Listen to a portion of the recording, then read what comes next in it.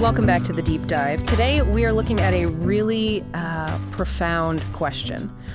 What if the very things we try our hardest to protect are actually the ones we're most likely to lose? That's the whole tension, isn't it? We're diving into this powerful message called Castles and Ruins. It was presented by Jeremy Payton on Sunday, November 23rd, 2025 at Living Hope Community Church. And it uses this incredible metaphor of, well, architectural history to unpack a massive spiritual idea about generosity. Exactly. And for anyone listening, if you want the full context, we should say the entire video of the message is linked in the description. Yep, you can find it on the Living Hope webpage, YouTube, Facebook, even on their church app. But our mission today is to really distill it. We're pulling out the key insights, the stories that stick with you, so you can walk away with the core of it. Okay, so let's unpack this. The message starts with this physical allure of, old world permanence. Why are we so drawn to things that have been around for centuries? Well, if you've ever been to the English countryside, you get it immediately. These ancient footpaths. Right. And we're not talking just old, we mean. Some are Anglo-Saxon from around 400 AD. Others are 5,000 years old. 5,000 from the Neolithic and Bronze Ages. And what's wild is that they're still public rights of way. They can cut right through a private yard or a farmer's field, and you could just walk them. You could be standing among sheep on a path that predates writing. It's an incredible feeling. And then you have the actual castles like Penhurst or Hever Castle. Where Anne Boleyn grew up. Exactly. And for Americans especially, seeing a building that old, it just creates this sense of awe, this feeling of, permanence. And if you want to see the absolute peak of that idea, the message really focuses on the Palace of Versailles, King Louis XIV's project. The scale is just mind-boggling. It's, over 720,000 square feet? Something like that, yeah. And 2,300 rooms. The entire point was to just overwhelm you with gold and power and majesty. Okay, but this is where the source material drops this amazing kind of disgusting detail. Oh, yeah. At its peak, Versailles housed 10,000 people. 10,000. But they were sharing only about 300 commodes. Which were basically wooden chairs with buckets in them. So you can imagine the sanitary situation. The stench was famous across Europe. And that's where we get the term eau de toilette. Literally toilet water. The French royalty were obsessed with perfume, but it wasn't for romance. It was to mask this horrible smell. Huh. The source even gives this great little gratitude-boosting thought. Thank the Lord for this public restroom because you are way better off than the Sun King of France. It really puts things in perspective. It does. But it brings up this deeper question. Why are we so drawn to these places? It's because we crave that permanence. We want to be part of a kingdom. And that yearning is really the setup for the whole problem. Because think about it. Back then, you or I, we would have had zero chance of ever seeing the king's bedroom. No way. It was completely locked down, impenetrable. Yet today, you can buy a ticket for $25 and walk right in. Right alongside thousands of other people. So what changed? How did the unapproachable become a tourist trap? It's one thing, the maintenance bill. The cost. The cost. The source gives specific numbers. For a small capsule, you're looking at maybe $60,000 to $400,000 a year. And that's before any major repairs. Right. And for Versailles, the annual upkeep is in the tens of millions. It's just not sustainable for a private owner. Over time, the cost drains everything, and the castle falls into disrepair. The permanence becomes a ruin. And that physical pattern is the perfect metaphor for what happens in our own souls. It's exactly the same. We all build these internal castles. They're certifications we put up when our sense of worth or our identity gets attacked. So what does an internal castle look like? Give me an example. Well, there's the castle performance. This is where you stack up your achievements, your income, your perfect attendance streaks, maybe even, a full prayer journal. The idea being, if I'm flawless, I'm safe. Precisely.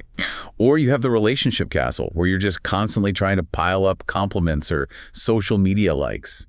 You need other people's validation to feel secure. And that's where the cost, that maintenance bill, becomes so crippling. It takes so much energy. Yeah. Emotional, spiritual energy, just to keep up the image that you have it all together. You're exhausted. You're paying the maintenance on the perfect parent castle or the career success castle.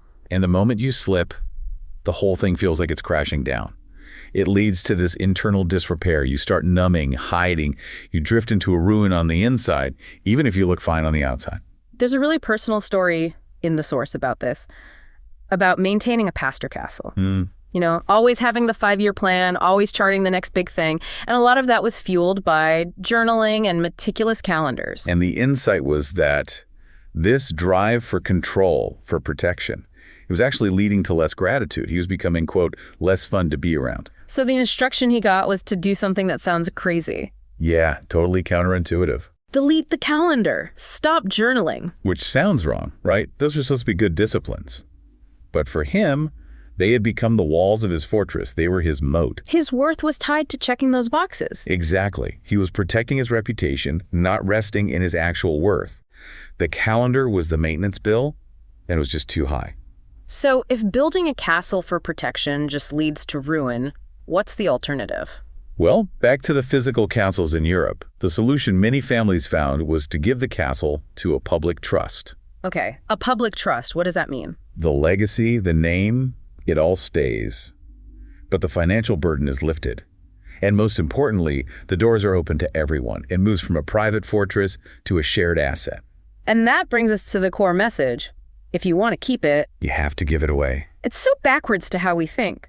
Our first instinct when we get something precious, like love or peace, is to build a moat around it, to hoard it. Right. But closing the gates doesn't protect those things. It suffocates them. You can't guard rest. You can't lock up love. It has to be received, and then it has to be extended. But does that mean we just tear down all our walls? I mean, don't we need some boundaries? That's a great question. And the distinction isn't between walls and no walls. Yeah. Think about it. The kingdom of God is described as a walled city, Okay. but it also has a gate. That's the critical difference. And Jesus says in John 10, I am the gate. Yes. Whoever enters through me will be saved. They will come in and go out. Come in and go out. It's a flow. It's like breathing. You inhale, you receive grace, but then you have to exhale, release it. And that act of releasing is what makes room for a fresh supply. The source mentions Sir John Templeton on this. It does. He says, breathing out love makes room for more to come in. It's like Psalm 23, the overflowing cup. That's moving water, not a stagnant moat. And the Bible just keeps reinforcing this. Proverbs says, the world of the generous gets larger and larger. The world of the stingy gets smaller and smaller. Generosity literally expands your world. And 2 Corinthians says we're blessed with abundance so that we can, quote, abound in every good work. The abundance is for outflow. But the ultimate warning against hoarding has to be that C.S. Lewis quote. It's just chilling. Oh, it's devastating.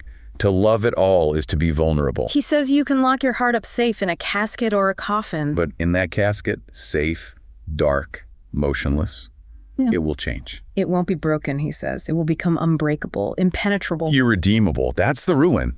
The thing you tried to protect becomes this cold, dead thing that can never be shared again. So let's make this practical. If we want to operate as a public trust instead of a private castle, what do?